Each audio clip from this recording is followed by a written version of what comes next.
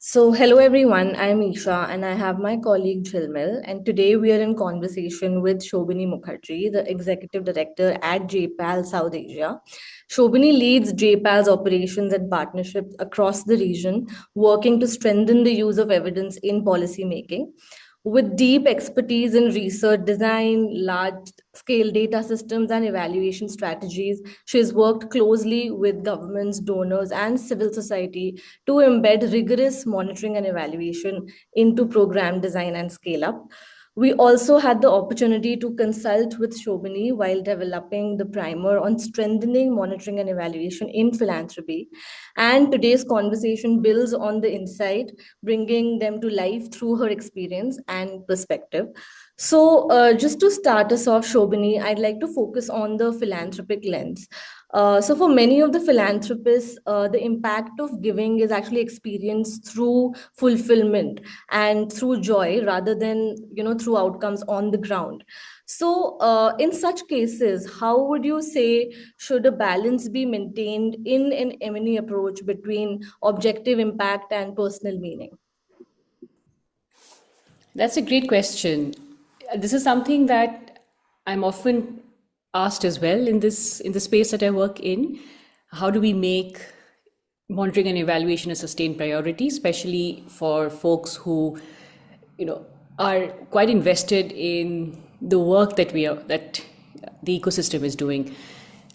And the way to think about this is that we often mistake monitoring and evaluation as something which is very dry and something that will give us numbers only. And that's not the way to look at it. When we're thinking about fulfillment, we're thinking about purpose.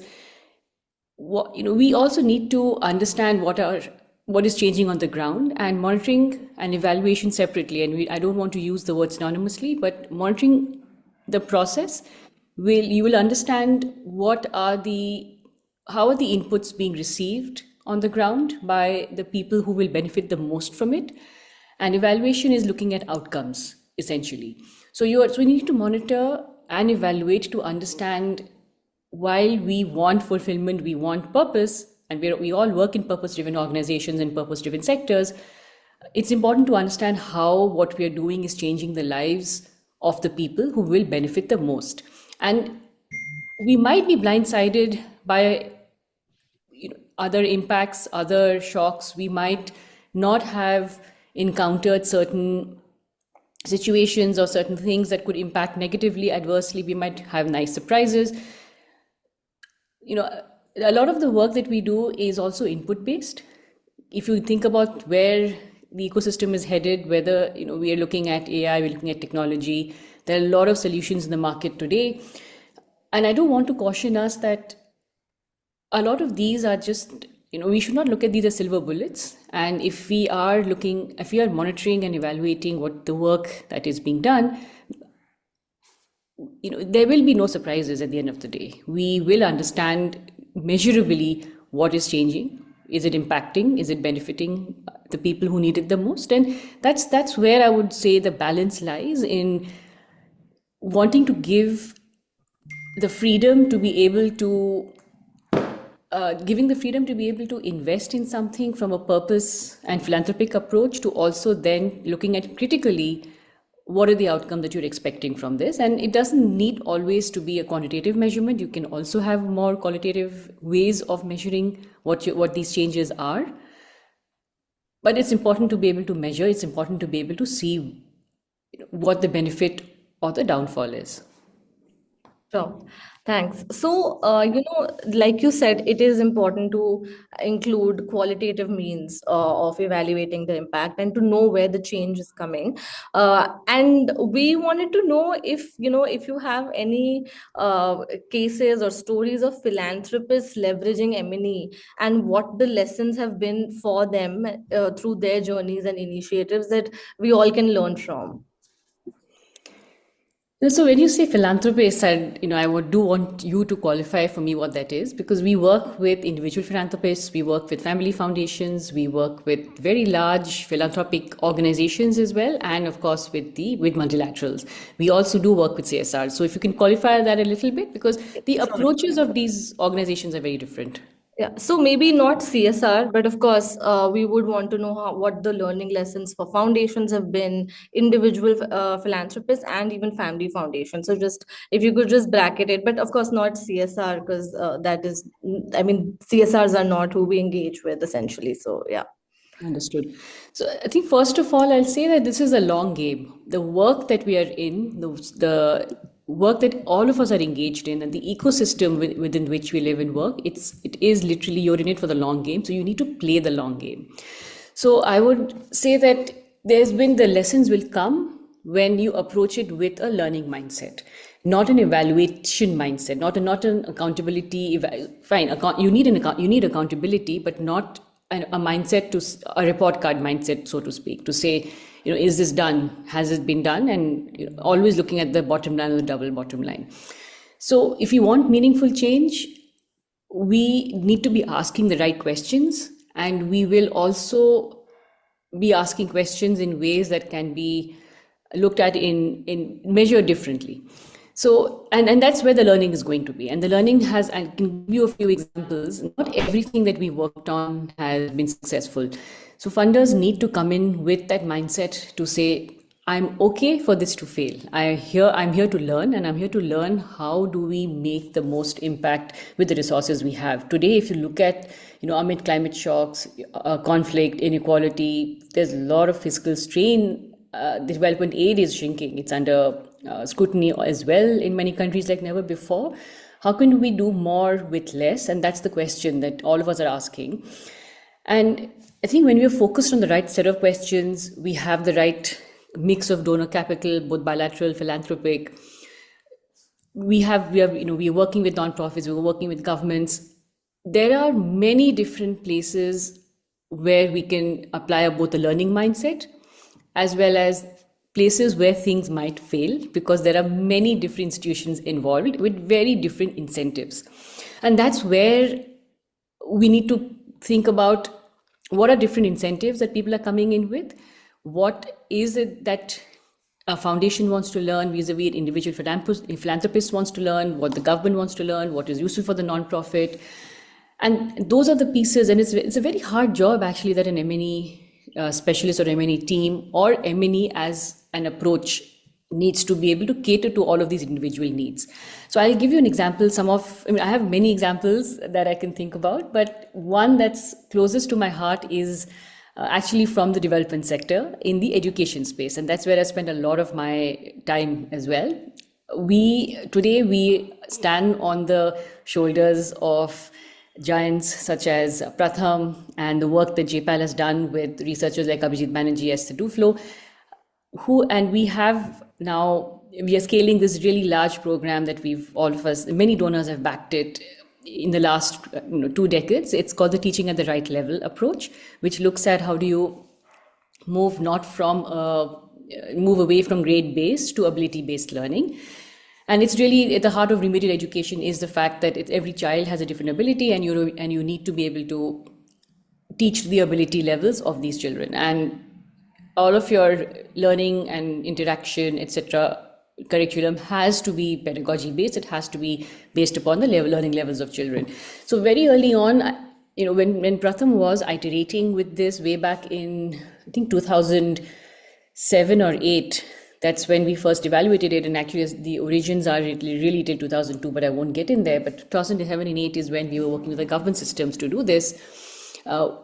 We found absolutely null impacts when this Teaching at the Right Level pedagogy, at that time it was called Read India program, Kamal pedagogy, it was being taught by school teachers in government schools. We had very patient philanthropic capital, and the funders said, and they were funding the program, they were funding the evaluation, and they said, okay, we need to learn from why this is not working. And we ended up doing quite a few things. We ended up doing a qualitative sort of behind the scenes research with understanding how the Indian education system works, how the administrative system works. So we did a lot of interviews, and we brought on an external organization as well, the Poverty Action Lab researchers, and then we were working with sociologists, we were working with folks from the field of political science as well, who were interviewing headmasters, teachers, block officials, district education officials to understand how the top-down and bottom-up approaches work, and where we did time use of teachers to understand where the time goes.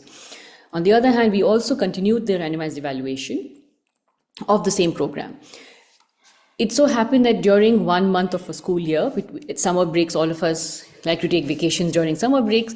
But in this summer break, there was a eureka moment where the leadership of Pratham decided that why don't we hang on? We've not had any impact during the school year with the teachers teaching, but can we, moving into the summer break, can we use the month of June to have these teachers with a focused task of bringing kids up to grade level, so immediate education for grades 3, 4, and 5, can we use the same methodology, same pedagogy, same approach, and do this during the summer break in schools when you don't really have the curriculum that is weighing on all our minds, because ultimately it's a race to finish the curriculum. There's a lot of other, and what we realize from the time you study is there's a lot of administrative duties the teachers have. So that 1 month was, I think the teachers got a very small stipend to be able to do this, come to schools and do this, and we only wanted, and we said we'll focus on the kids who need the remedial education.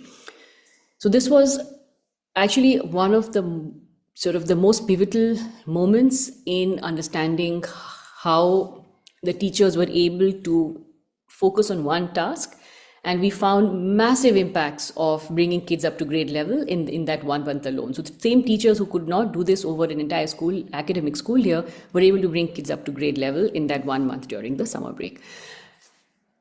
So in a way, I think we were very convinced that this model works, and we then worked with different kinds of funders, both institutional and individuals, to be able to take this to scale across governments in India. It's now working in Africa. The model has moved to Africa, and I think more than 60 million children in Africa across about 12 African countries are now scaling this up within their systems. What does it require? It requires adaptation. It requires taking a curriculum, and this was in vernacular. So not only did governments in India take the pedagogy and adapt it to their education systems, their schooling systems, change the way it's enacted and transacted in the classrooms, also adapted the curriculum in many different languages across India, but it's now been adapted into different languages in Africa as well, in different countries across Africa, and mostly sub-Saharan Africa. And different kinds of philanthropy came in to support these different pieces, both on the piloting, the adaptation, the qualitative pieces, the more rigorous RCT that was done. And it needed all of us to be able to learn together and move one step at a time, and then we had a very successful evaluation in a different state in India, completely led by school teachers. And the learning here was that it required these school supervisors as mentors to come in, cluster resource coordinators and mentors to come in and support the teachers. So we had very important lessons, but it took us about between 2006 or 7 or 8 to 2015. So almost 7 years of multiple iterations and multiple ways of thinking about how do we know that this works. Like I said, it's not a silver bullet. We know it works, but what are the delivery mechanisms, and answering very different kinds of questions. So that's where and this is just one example, and we have many more examples that I could share from this field, where it's taken different kinds of philanthropic funding, it's taken different kinds of actors to come in and work together to create models that we now believe work very well. Thanks, Shobhini. I think that was a great and an incredible example of how evidence can be used to sort of scale impact, and the fact that it was scaled to other countries is quite inspiring. So, I'm going to plug in the primer that we worked on. You talked about scale and patient capital, right, and philanthropy. So there were 4 distinct lenses that we highlighted within our framework, which is compliance. You also spoke about that, accountability, scale, and results. So while we do realize the importance of each of these lenses in philanthropy, but looking at the situation today where we are, and like you said, it takes time to even bring that impact. So what lens should be prioritized, at least in M&E approaches? Should it be scale, result, accountability, or compliance in philanthropy? I mean, there is, I mean, there shouldn't be any order. If it's a mix of Yes. everything, then sure. But really, we would love to know that from you. So I would say that I can tell you what not to do.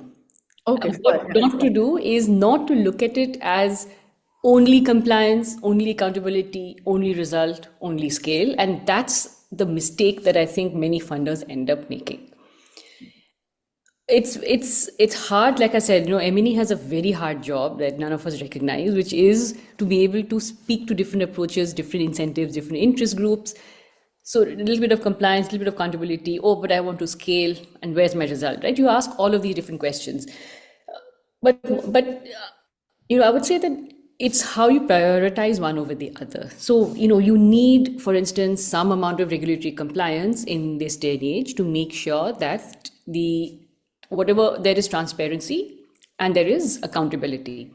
But at the end of the day, you you need to understand what the impact is for those who need it the most, and how is it impacting them. Are there any unintended consequences? What are the groups that are what are the kinds of different groups that we are working with, and how what and we see differentiated impacts. We see differentiated impacts for women, for groups of different castes. We see access becomes important in many of these situations.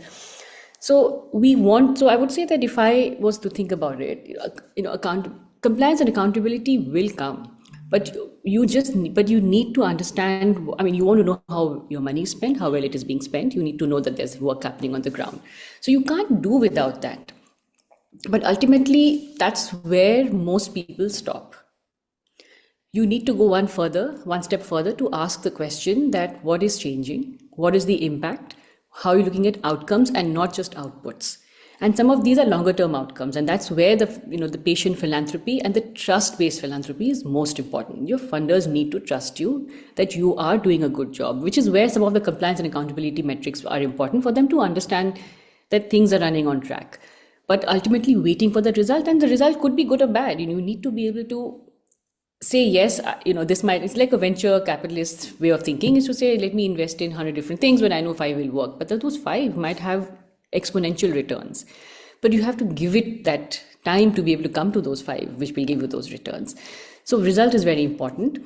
And when you think about scale, I would say that the you know we if we I'm while I coming and if I want to wear my JPAL hat, it's very important to be able to scale based on the evidence.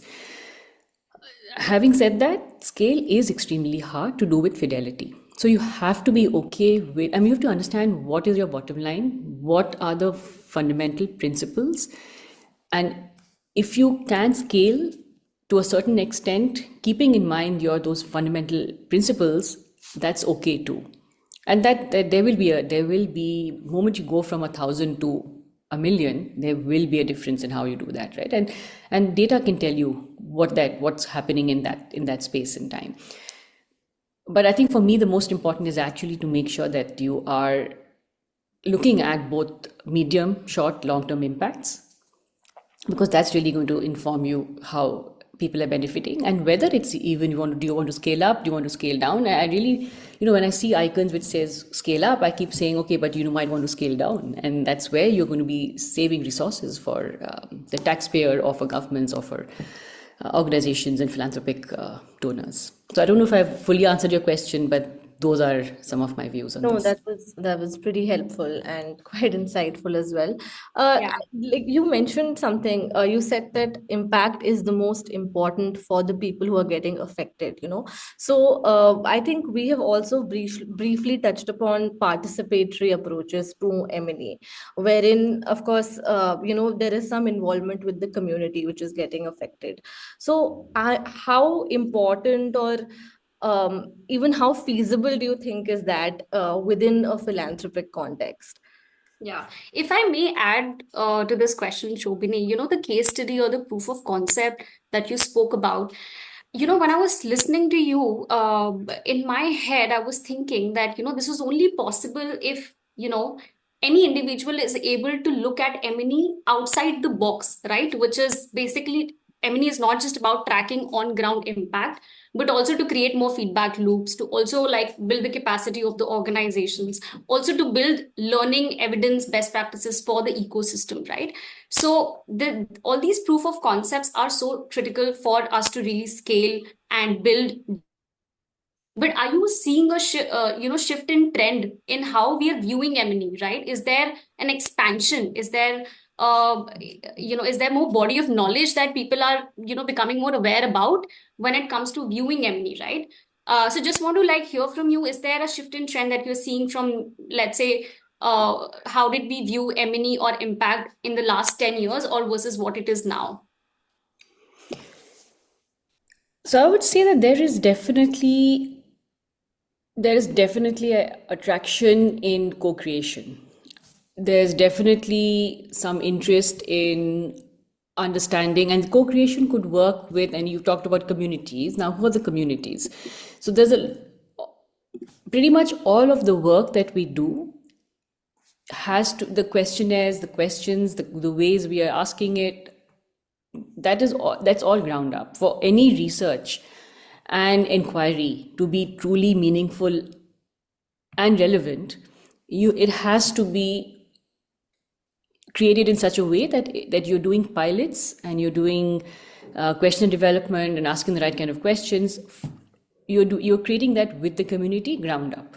So that in that sense, that all of the research, it can never be top down. It has to be bottom up, because when you go take a questionnaire to the field and you're asking respondents, they will approach it in different ways. So the first time we never go in with a fixed questionnaire. It's always open, qualitative, interview based. Then we come back. In fact, I'm working as a principal investigator, as a researcher on a project that works with young girls and women who have dropped out of grade 10, who dropped out of school and who have not been able to take the grade 10 exam for whatever reason. We wanted to understand the barriers to how these girls enroll, why these girls have dropped out of school in the first place, barriers to enrolling to take the grade 10 exam at any stage or age of their life. So some of these women are 40, 45-year-olds with children. Some of these are 20, 21-year-olds who dropped out just recently. And we want to unpack some of the barriers. Now we can go in with a quantitative questionnaire to say, and take all that apply, but we didn't do that. We went in with a very open mind, and we found very surprising results. We found results saying, so we've always known this, but it was one or two things that were coming into play was, we know that it's financial. It could be they got married, some family constraints, value of education is not clear. But we also realized that things such as safety, distance, those were really playing up in these in a very big way. And this is the feedback that we were giving to the nonprofit who was working with these girls. So now the programs are being designed in such a way that some of these are being addressed. Many more centers closer to homes are being opened. But also, as we are now going ahead with the research, one of the very interesting things that came out of this, for instance, was documentation. They did not have the right documentation to enroll for their grade 10 exams. So we're talking to other organizations who work on access to understand how they've done it and whether they can partner. So this is a way of, and now the next set of inquiry that we're doing is re-understanding what are the barriers to documentation. So even our research questions are changing, even the way we are approaching is changing, because it's being co-created with inputs from these girls and the barriers that they're facing and what the families are saying as well. So that's one way of looking at it, how do we involve the ecosystem? But if you think of, the question that you were asking was, what shifts are you seeing? So we are definitely, this has always existed. It's not a shift, it's always existed, because we have to sort of co-create, review, adapt, what the method of inquiry is and how we're looking at it. But one of the pieces that I feel that has changed in the last decade, I've been involved in this for more than almost 2 decades now. But one of the shift that I'm seeing is that ecosystem is coming together. There's a lot more understanding and resonance with the fact that we want to make giving strategic, not just generous. Going back to the first question you asked, Isha, was how do we, how do we bring purpose? There is purpose, but how do we combine results and accountability with purpose. So people want to make it more strategic, especially in this day and age when there are shrinking budgets across the world in any kind of aid that you're looking at. So in fact, we had a roundtable with quite a few of our funding partners, but also ecosystem funders. And it was a mix of, for the first time, you had CSRs, individual philanthropists, Indian foundations and foreign foundations sitting together across a table, not more than 20 people. And the first thing they said was, this is fantastic because we are learning from each other. And we've actually not sat together in this room like this and had this conversation. So there is a recognition that people want to learn from each other and they don't want to duplicate it. They want to join forces. And that is fantastic to see that. The other shift that I'm seeing and hearing in this, so therefore, as a part of that, they want, there's a need for common platforms for evidence sharing and candid sharing of failures, of things that didn't work. So organizations like yours could actually bring groups like these together, and not just one particular kind of funders, but different kinds of funders sitting across the table to share candidly with each other. Chatham House rules, don't take names, but share what you can. There is also, I've seen a resurgence of an emergence of pooled and catalytic funding. So shared interests, shared outcomes, you are pulling in, and even all of you are doing that as well, is bringing together people with common outlooks, so who can bring in pooled funding, but that creates this shared ecosystem. So you're sharing risks and failures also in a larger setting. The one interesting thing that I'm seeing also is that there is, actually I'm hearing this, I've not yet seen too much of it, is that while people agree, philanthropists agree that MEL is critical to the success of a program, and the fact that you need to put in one is move beyond one of grants to multi-years, which I'm seeing actually, there is a more multi-year investments. Not enough are investing in, firstly, capacity building for organizations, whether it's in operations, whether it's in leadership, whether it's in digital infrastructure. So there are a few of them who do that. So Quetta Foundation is doing it, ATE Chandra does it, the Grow Fund does it. But there are, I can name a few, right? We should be at a stage where we should not be able to name, because there are so many different people investing in this. But I can name just a few at the moment. So there is conversation, but that's where we really need to move the needle. And the other piece is that I think we've said that more, and this is in your primer as well, that we need to build MEL at the outset into programs. Not enough of that is happening, because you always think somebody else is going to do it. But where is that someone else? I mean, you are there, so why don't you do it? So these are the shifts that I feel are happening, but also need a bit more of propelling. That's great. Thanks, Shobhini. I think this has been a very, very constructive and a very helpful conversation. And I think just to sum this conversation up, again, 5 things that you would like to change about how M&E is currently approached, just like very briefly. Yeah, firstly, I think just understanding the difference between monitoring and evaluation. People are scared of the word evaluation. So how can we make them less scared of evaluation? People stop at monitoring and they're monitoring outputs. How can we move from, very first order system 1 level thinking and approach to a system 2 level thinking and approach, where you are thinking long term, enabling long term shift of philosophy of how philanthropy really works and what are the kinds of investments that we should be making. Secondly, I think it's also on us as researchers. How do we make evidence easy to use? How do we demystify the rigor? We sometimes think that if we make it complicated, then people will listen to it. How do we make it simple for everyone to absorb and use it? I think those are the top 2. And how can funders come together to de-risk? That's most important. And de-risk, evidence use, implementation, all of these pieces. Number 4, I would say, how can we have more shared platforms for learning? And this is something that I'm very interested in. I'm very happy to partner with you, with anyone else, to create these shared platforms of learning and failures. We don't talk enough about failures. How do we bring that? How do we bring all of these to the front? I think these are the four. Yeah, I don't sure, have sure. No, no. I just want to come in here and Shobni talk about just one thing. So in our first thematic workshop, we had JPAL in Bombay with a bunch of philanthropists talking about that so far we have sort of collected evidence to talk about what works in healthcare and what does not. And I was sort of listening to that conversation, and in my head I was thinking that I think in today's time, at least what I'm seeing is that maybe, we do not have enough patience before we start a program, before we start with our foundation. And one needs to take a step back and sort of see that what's working, what's not working, right? Because anyway, the capital is always going to be restricted, right? So I feel like that patience word just sort of stayed with me so much when we talk about MEL overall, and that how it is so critical in sort of today's times. Absolutely. And in fact, I did one for you I was there for the education one in Delhi.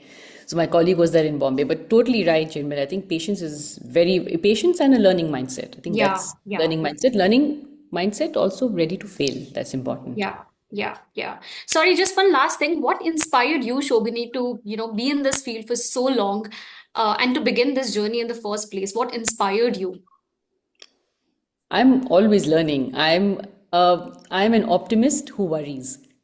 That's something I've never heard. An optimist who worries. And so Good one. I am always looking for the silver lining. Maybe not all these silver bullets, but for me, it's one silver lining after the other, and I'm always looking for that.